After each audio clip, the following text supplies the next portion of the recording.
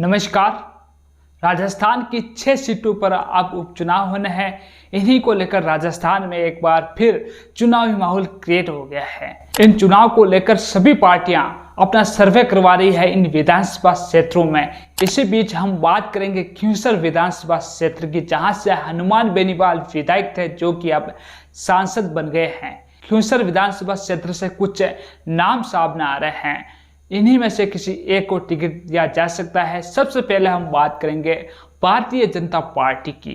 Bharatiya Janata party के ticket की race में सबसे पहला नाम आता है ज्योति मिर्जा, जो कि हनुमान बेनीवाल के सामने लोकसभा के चुनाव में भारतीय जनता पार्टी की प्रत्याशी रही है। ज्योति मिर्जा का प्रभाव पूरे नागौर क्षेत्र में आपको देखने को मिलता रहा है। ज्योति मिर्जा कभी कांग्रेस पार्टी में हुआ करती थी, लेकिन लोकसभा चुनाव में ज्योति मिर्जा भारतीय जनता पार्टी में आ गई और भारतीय जनता पार्टी के टिकट से लोकसभा का चुनाव लड़ी थी, लेकिन चुनाव हनुमान बेनीवाल के सामने हार गई थी। ज्योति मिर्जा की नागौर छोड़ने की खबर भी काफी वायरल हो रही थी। ज्योति मिर्जा वापस नागौर आई और ज्योति मिर्जा ने बयान दिया कि मैं नागौर छोड़कर जाने वाली नहीं हूँ, मैं मैदान छोड़कर भागने वाली नहीं हूँ। तो ऐसे में अंदाजा लगाया जा रहा है कि ज्योति मिर्जा हनुमान बेनीवाल की विधानसभा से भारतीय जनता पार्टी के टिकट से उम्मीदवार बन सकती है। भारतीय जनता पार्टी का टिकट ज्योति मिर्जा को दिया जा सकता है।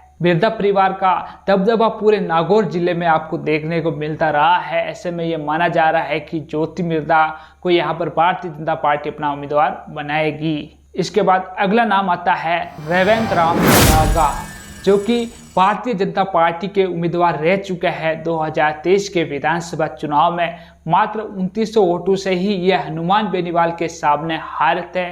इनके हार का अंतर बहुत ही कम था। ऐसे में ये माना जा रहा है कि भारतीय जनता पार्टी एक बार फिर इनको मौका दे सकते हैं, क्योंकि अब इनके सामने हनुमान बेनीवाल नहीं होंगे। हनुमान बेनीवाल की पार्टी से किसी अन्य को मौका मिलेगा तो इनके सामने उस चेहरे का टिकना शायद मुश्किल है, इसीलिए पार्टी इनको एक बार फिर मौका दे सकते हैं। इनके बाद अगला नाम आता है तेजपाल मिर्जा, जो कि ज्योति मिर्जा के भाई हैं और कांग्रेस के टिकट पर यह चुनाव भी लड़ चुके हैं। और तेजपाल मिर्जा कुछेरा नगर पालिका के अध्यक्ष भी हैं।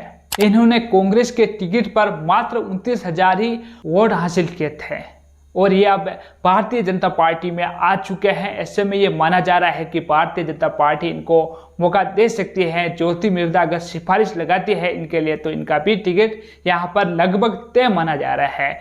यह थे भारतीय जनता पार्टी के संभावित उम्मीदवार। अब हम बात कर लेते हैं आरएलपी पार्टी के। राष्ट्रीय लोकतांत्रिक पार्टी किसे अपना उम्मीदवार बना सकती है। यहाँ पर राष्ट्रीय लोकतांत्रिक पार्टी का ही विधायक था हनुमान बेनीवाल, जो कि अब सांसद बन गए हैं। तो यहाँ पर हनुमान बेनीवाल अपना उत्तराधिकारी किसे बनाएंगे, किसे अपनी पार्टी का टिकट देंगे। राष्ट्रीय लोकतांत्रिक पार्टी से कुछ नाम सामने आ रहे हैं। सबसे पहला नाम आता है नारायण बेनीवाल, जो कि हनुमान बेनीवाल के भाई हैं और पिछला उपचुनाव ये जीत चुके हैं। ये यहाँ से विधायक रह चुके हैं। ऐसे में ये माना जा रहा है कि हनुमान बेनीवाल एक बार फिर अपने भाई को यहाँ पर टिकट दे सकते हैं राष्ट्रीय लोकतांत्रिक पार्टी का। अगला नाम आता है कनिका बेनीवाल, जो कि हनुमान बेनीवाल की धर्म पत्नी है।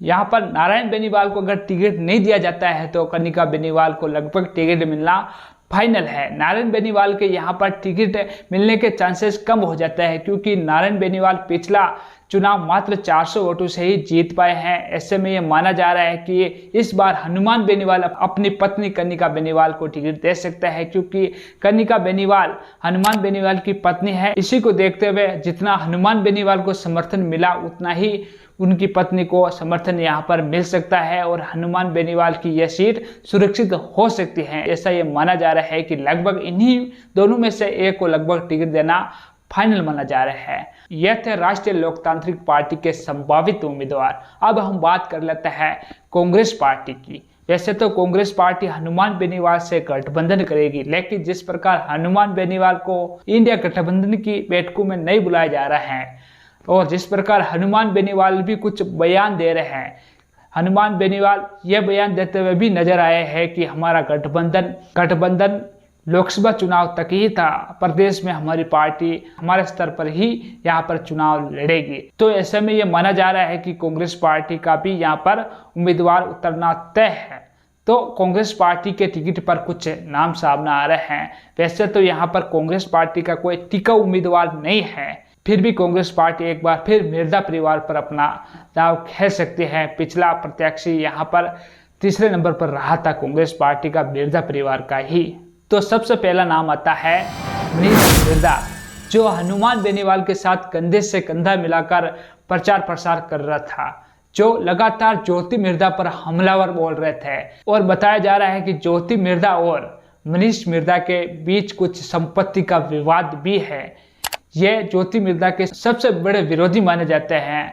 ये खींवसर में काफ़ी अब एक्टिव भी दिखाई दे रहे हैं। ऐसे में ये माना जा रहा है कि इस बार कांग्रेस पार्टी मनीष मिर्जा को अपना उम्मीदवार बना सकती है। इसके बाद अगला नाम आता है राघवेंद्र मिर्जा, जो कि हरवेंद्र मिर्जा के पुत्र हैं, जो पिछले 3 चुनावों में टिकट की रेस में थे। लेकिन इनके पिता हरवेंद्र मिर्जा ने कहा है कि इस बार मुझे चुनाव लड़ने दो, उसके बाद तुम चुनाव लड़ लेना। इस बार हरवेंद्र मिर्जा का जो आखिरी चुनाव था वो हो गया है। अब राघवेंद्र मिर्जा को यहाँ पर कांग्रेस पार्टी अपना उम्मीदवार बना सकती है। राघवेंद्र मिर्जा खींवसर में काफ़ी एक्टिव दिखाई दे रहे हैं। ऐसे में ये माना जा रहा है कि लगभग कांग्रेस पार्टी का टिकट इनको मिलना फाइनल है। तो साथियों, ये थे कांग्रेस पार्टी के कुछ संभावित उम्मीदवार। इन्हीं में से एक को टिकट दिया जा सकता है या फिर किसी नए चेहरे को भी कांग्रेस पार्टी यहाँ पर भेज सकती है। तो साथियों, ये थे आरएलपी, कांग्रेस, बीजेपी तीनों ही पार्टी के कुछ संभावित उम्मीदवार। इन्हीं में से पार्टी अपना उम्मीदवार बनाने वाली है।